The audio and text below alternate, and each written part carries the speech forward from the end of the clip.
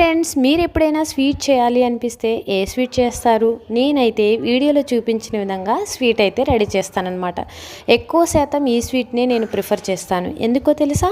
ఈజీగా అయిపోతుంది అండ్ మా పిల్లలు కూడా చాలా ఇష్టంగా తింటారనమాట. ఇంత స్మూతీగా, ఇంత టేస్టీగా అండ్ ఈజీగా చేసుకునే స్వీట్ ఏంటా అనుకుంటున్నారా? మనం ఎక్కువ శాతం మెత్తటి మైసూర్ పాక్ని ఇష్టపడుతూ ఉంటాం కదా, అదే టేస్ట్లో అదే టెక్చర్లో 7 కప్ బర్ఫీని అయితే రెడీ చేసుకోవచ్చండి. ఈ సింపుల్గా చేసుకోవచ్చు. ఫస్ట్ టైం చేసేవాళ్ళు కూడా ధైర్యంగా చేసుకోవచ్చండి. పాడవుతున్న టెన్షనే ఉండదన్నమాట. ఇవి 10 నుండి 15 రోజులు అయితే మనం స్టోర్ చేసుకోవచ్చు. టేస్ట్లో ఏ విధమైన డిఫరెన్స్ కూడా ఉండదన్నమాట. ఇంకా ప్రాసెస్లోకి అయితే వెళ్ళిపోదాము. ఒక కప్పు తీసుకోవాలి. దీనికోసం ఇదే కప్ని పూర్తి వరకు మనం మెజరింగ్ కప్ దీన్నే వాడుకోవాలన్నమాట.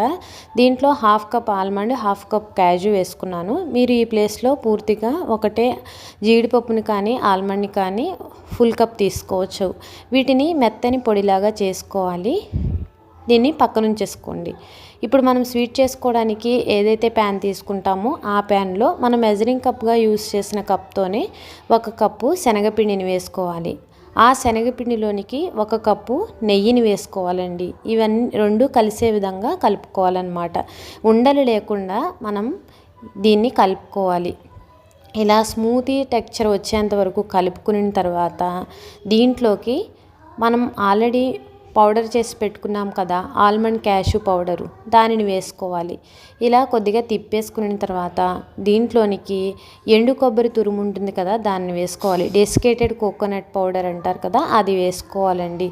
దీంట్లో పచ్చి కొబ్బరి కూడా వేసుకోవచ్చు. ఏంటంటే స్వీట్ చేసేటప్పుడు కొద్దిగా టైం తీసుకుంటుంది అంతే.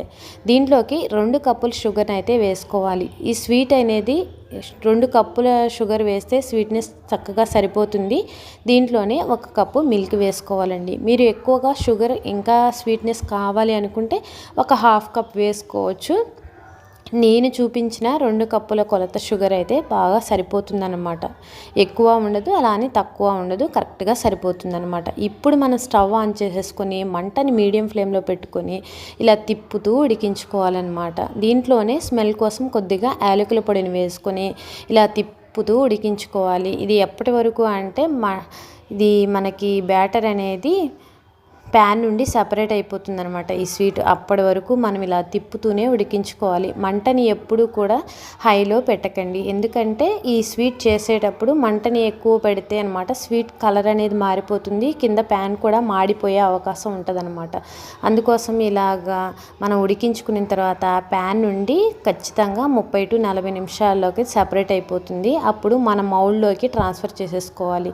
నా దగ్గర మౌల్డ్ లేదండి, అందుకోసం నేను ప్లేట్లోకి నెయ్యిని గ్రీస్ చేసుకొని రౌండ్గా రావటం కోసం మన జల్లెడ ఉంటుంది కదా, దాన్ని ప్లేట్ ఉపయోగించి ఇట్లా రౌండ్గానే స్వీట్ అనేది దాంట్లో పోసేసుకొని కొద్దిగా చల్లారిన తర్వాత దాన్ని తీసేసాను.